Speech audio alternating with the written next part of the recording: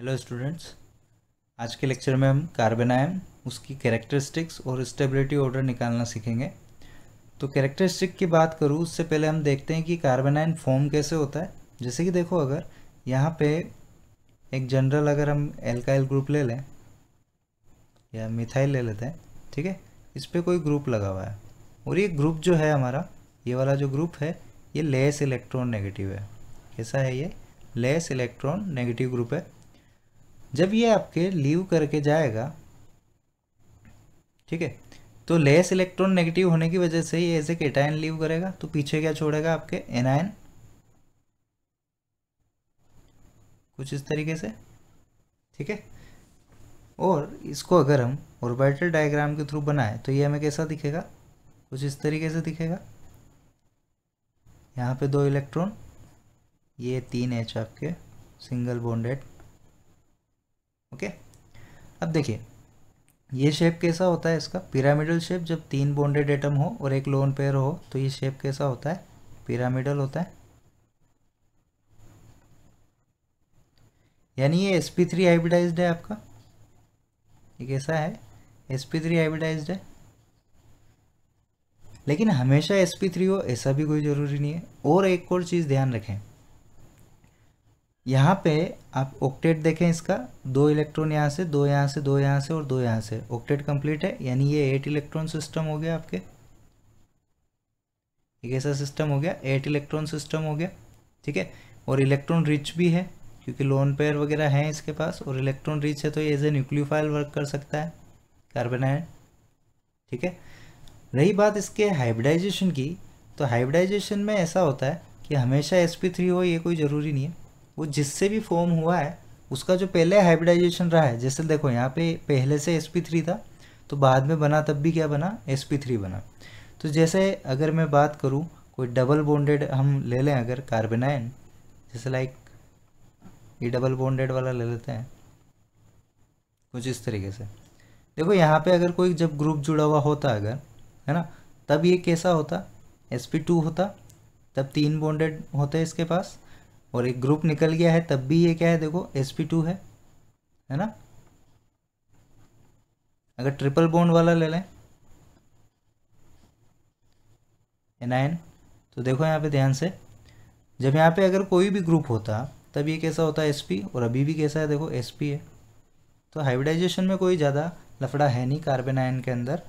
जो पहले हाइब्रिडाइजेशन था वही बाद में हो जाता है इसमें जनरली। ओके, तो ये इसकी कुछ नॉर्मल सी कैरेक्टरिस्टिक्स हैं।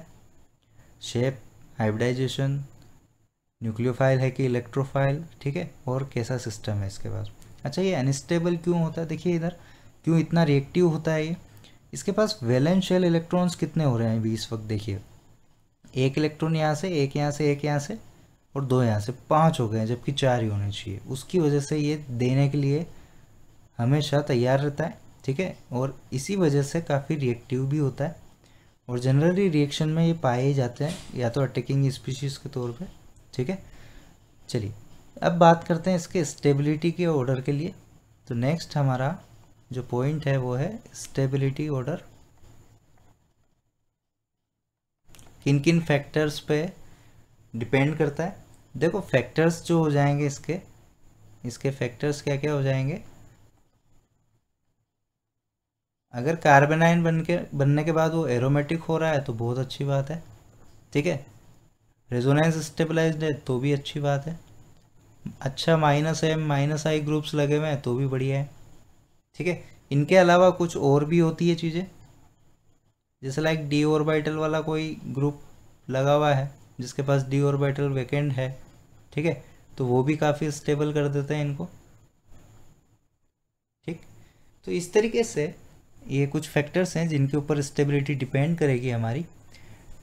अब देखो जी, जनरली कुछ जो ग्रुप्स होते हैं आपके, जो कंपाउंड्स होते हैं या एनायंस हो, कार्बनायंस होते हैं, वो काफ़ी स्टेबल होते हैं, जबकि कुछ ऐसे भी होते हैं जो काफ़ी अनस्टेबल भी होते हैं। जैसे पहले अगर मैं स्टेबल कार्बनायंस की बात करूं तो देखो, जैसे कि ये ग्रुप हुआ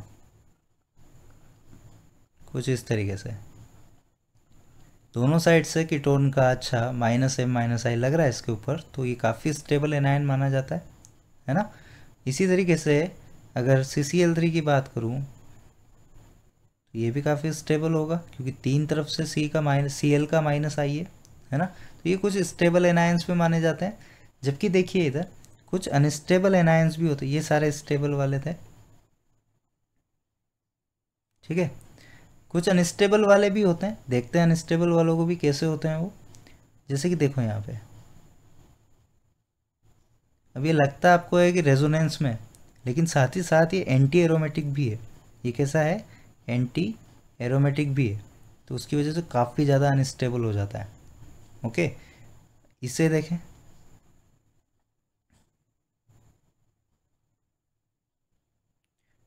तीन तरफ से प्लस आई लग रहा है इसके ऊपर, तो ज़बरदस्त अनस्टेबल होता है ये भी।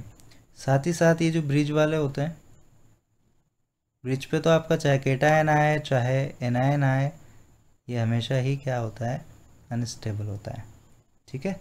तो कुछ इस तरीके से भी हैं जो काफ़ी अनस्टेबल होते हैं आपके। ये सारे कैसे थे, अनस्टेबल वाले थे, ठीक है। तो इसके लिए हमें स्टेबिलिटी ऑर्डर जानना ज़रूरी है। एक एक करके एग्जाम्पल के थ्रू समझते हैं ये सारे ऑर्डर से कि कैसे निकालते हैं इन्हें, किस तरीके से निकाला जाता है इनको। अब यहाँ देखो, ये जो पहला एग्जाम्पल है, तीनों के तीनों रेजोनेंस में, ध्यान दो, तीनों के तीनों किस में है, रेजोनेंस में है। जब ये रेजोनेंस होगा तो यहाँ पे कार्बन आयन किसके ऊपर आएगा, कार्बन के ऊपर आएगा। यहाँ पे एनायन किसके ऊपर आएगा, ऑक्सीजन के ऊपर आएगा। और यहाँ पे एनायन किसके ऊपर आएगा, नाइट्रोजन के ऊपर आएगा। तो एनायन का मोर इलेक्ट्रॉन नेगेटिव एटम पे होना अच्छी बात है। तो इस वजह से जो हमारे पास फर्स्ट हो जाएगा, है ना, फर्स्ट जो मतलब फर्स्ट कौन, जो ज़्यादा स्टेबल हो, तो सबसे ज़्यादा स्टेबल कौन सा हो जाएगा, ये वाला, ठीक है। ये वाला सबसे अच्छा स्टेबल, उसके बाद ये वाला, लास्ट में ये वाला, ठीक है। ये स्टेबिलिटी ऑर्डर है प्रायोरिटी वाइज। नेक्स्ट वाले को देखते हैं। देखो, आपको इसको देखने से ये लगेगा कि तीन अच्छा माइनस आई ग्रुप लगाने वाले जुड़े हुए हैं इसके साथ एटम्स, ठीक है। तो आपको लगता है कि F सबसे अच्छा माइनस आई लगाता है हेलोजेंस में से, तो ये वाला होगा स्टेबल। लेकिन ध्यान से देखें, यहाँ पे इसके पास Cl के पास आपके वेकेंट ऑर्बिटल्स हैं, वेकेंट d ऑर्बिटल्स हैं इसके पास, Cl के पास। तो उसकी वजह से क्या होगा, ये जो आपका कार्बन आयन है काफ़ी स्टेबल हो जाएगा इसके साथ बजाय इसके। तो यहाँ पे ऑर्डर क्या आएगा हमारा, कुछ इस तरीके से, ठीक है। ध्यान रहे हमेशा जब भी वैकेंट डी ऑर्बिटल हो, ये जो फैक्टर है काफ़ी क्रिटिकल होता है, इसका ध्यान रखें। आप भूल जाते हैं कई बार इसको। यहाँ देखें, इनमें देखें, यहाँ कोई रेजोनेंस नहीं है, यहाँ पे भी रेजोनेंस नहीं है, यहाँ रेजोनेंस है, इस जगह पे रेजोनेंस है, ठीक है। तो ये रेजोनेंस में है, तो ये तो हमारा फर्स्ट हो गया, ठीक है। ये वाला हमारा सबसे पहले आएगा स्टेबिलिटी के मामले में। अब इन दोनों में देखते हैं, इन दोनों में से कौन ज़्यादा स्टेबल होगा, ठीक। हाइब्रिडाइजेशन भी कोई ज़्यादा मायने यहाँ रख नहीं रहा है, तो ऐसे में कौन स्टेबल होगा, यहाँ पे ध्यान से देखिए, ये वाला कि ये वाला, ठीक। यहाँ से हाइपर कॉन्जुगेशन देखे जाए तो भी सेम आ रहा है। तो ऐसे केसेस में कैसे देखते हैं हम, ठीक है। तो जब ऐसे फंस जाओ तो सीधी सी बात है, ठीक है। यहाँ पे ये जो पूरा ग्रुप है इसको देखो और इस पूरे ग्रुप को देखो, इन दोनों में कहाँ डिफरेंस आएगा, ध्यान से देखो इन्हें। इसके लिए आपको ऑर्डर रिमेंबर करना पड़ेगा, जो प्लस आई माइनस आई आपको लिखाया था जब रेजोनेंस नहीं हो रहा हो ऐसे केस में। तो वहाँ पे आपने देखा होगा कि डबल बॉन्ड वाला किस साइड आ रहा था, माइनस आई की तरफ आ रहा था। यानी यहाँ पे तो आपके ज़बरदस्त प्लस आई है, यहाँ थोड़ा कम प्लस आई है, तो उसकी वजह से ये वाला ज़्यादा स्टेबल होगा और इनसे भी ज़्यादा ये वाला स्टेबल होगा। ओके, ये वाला हम करेंगे, इससे पहले ये वाला देख लेते हैं एग्जाम्पल। देखिए, ये एक नॉर्मल सिस्टम है जिसमें दोनों साइड से आपके क्या लग रहा है, प्लस आई लग रहा है। यहाँ पे रेजोनेंस है, यहाँ कोई रेजोनेंस नहीं है, नो रेजोनेंस। यहाँ पे रेजोनेंस है, ठीक है। और यहाँ पे आपका रेजोनेंस भी है, साथ ही साथ ये एरोमेटिक भी हो रहा है। देखो 6 पाई इलेक्ट्रॉन्स है ना, 6 पाई इलेक्ट्रॉन्स होने की वजह से ये एरोमेटिक है। तो एरोमेटिक तो सबसे अच्छे स्टेबल होते हैं, उसके बाद रेजोनेंस वाला और लास्ट में आपके बिना रेजोनेंस वाला।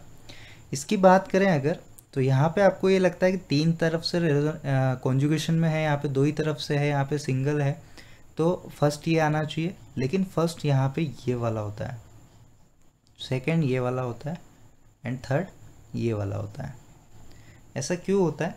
एक्चुअली क्या होता है यहाँ पे कार्बन आयन के केस में, मैं आपको आगे समझाऊंगा स्लाइड में कि ये सेकंड पे क्यों आया जबकि इसमें बेटर कॉन्जुगेशन है। ठीक, ये मैं आपको आगे वाली स्लाइड्स में समझाऊंगा जब फ्री रेडिकल भी हम कर रहे होंगे।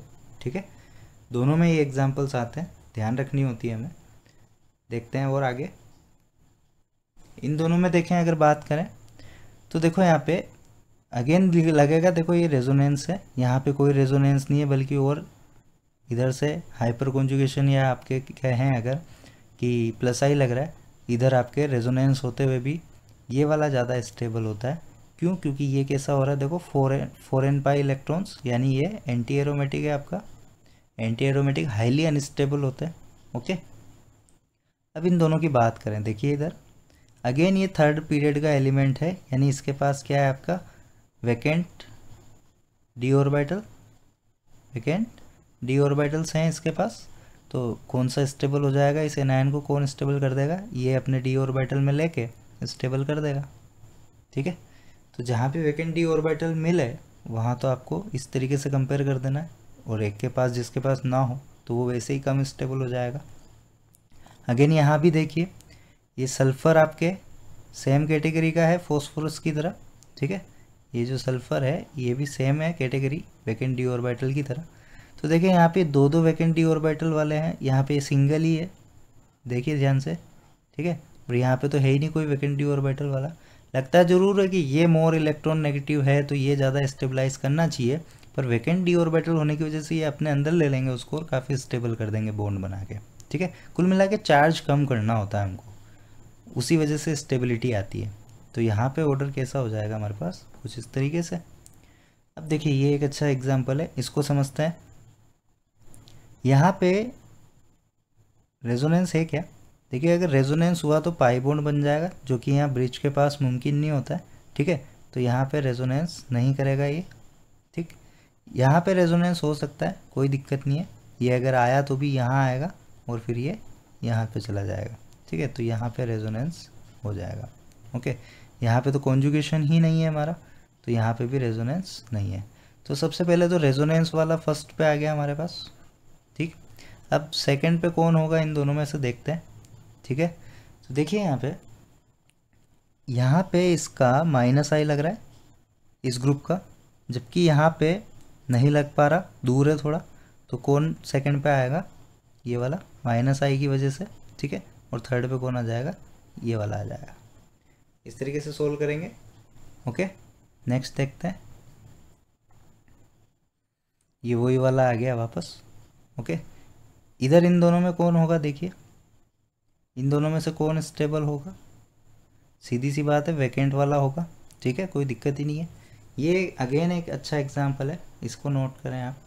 ठीक है, यहाँ देखो SIR इफेक्ट लगेगा, कैसा इफेक्ट लगेगा, SIR इफेक्ट लगेगा, क्योंकि आपके जो बेंजीन रिंग है उसके पास यहाँ पे N है और इसके पास क्या है लोन पेयर, और इससे जो ये और ग्रुप्स जो लगे हुए हैं इधर ये रिपल्शन करेंगे। ठीक है, ये क्या करेंगे, रिपल्शन करेंगे, तो इसकी वजह से यहाँ पे तो क्या लगेगा, SIR लगेगा।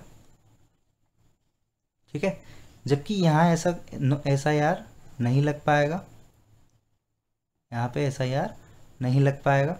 क्यों नहीं लग पाएगा, देखिए यहाँ पे कौन जुड़ा हुआ है, C जुड़ा हुआ है, और C के पास कोई लोन पेयर नहीं होता है। ठीक है, इस वजह से ये इनमें ज़्यादा कोई रिपल्शन होगा नहीं।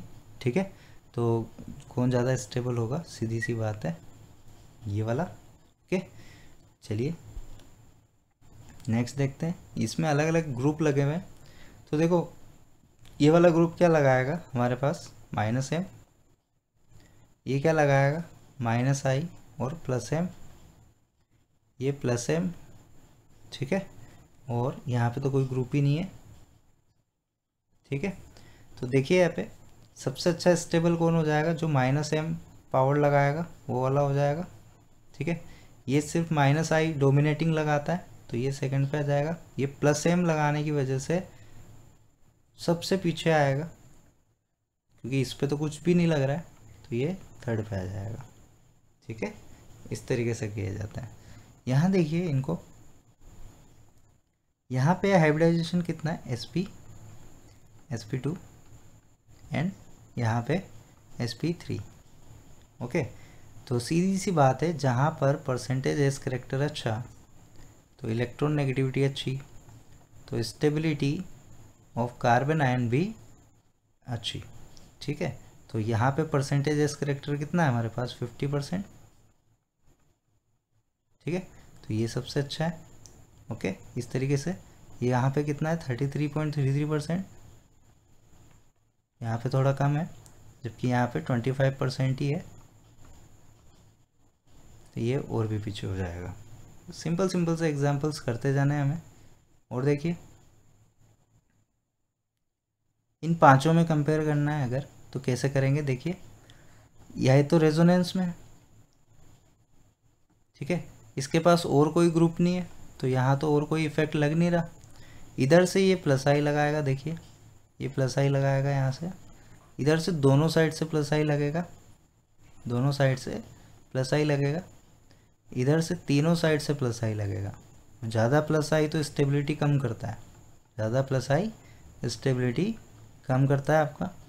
ठीक है, तो ऑर्डर क्या हो जाएगा, देखिए फर्स्ट ये होगा, सेकंड पे ये आएगा, फिर थर्ड पे ये, फोर्थ पे ये वाला, ठीक है, और लास्ट में ये वाला। स्टेबिलिटी में क्या फंडा था इसमें, प्लस आई जितना ज़्यादा होगा, ठीक है, स्टेबिलिटी ऑफ कार्बन आयन उतनी ही कम होगी।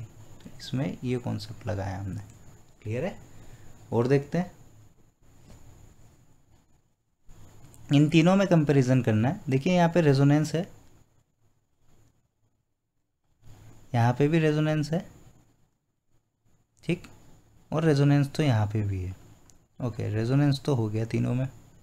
ठीक, अब यहाँ अगर देखें ध्यान से तो रेजोनेंस है, लेकिन इधर से कोई ग्रुप इसके ऊपर प्लस आई नहीं लगा रहा, जबकि इधर से ये प्लस आई लग रहा है इसके ऊपर। ठीक है, यहाँ से देखो दो दो साइड से प्लस आई लग रहा है, इधर से भी लग रहा है और इधर से भी लग रहा है। आपका एक कार्बन आयन इस जगह पे है, ठीक, तो यहाँ पे दो दो जगह से प्लस आई लग रहा है, जबकि यहाँ पे एक ही तरफ से प्लस आई लग रहा है, और इधर से इस तरफ से कोई प्लस आई नहीं है। तो फर्स्ट तो हमारा ये हो गया, सेकंड पे ये हो गया, और थर्ड पे ये, क्योंकि इसमें सबसे ज़्यादा प्लस आई है।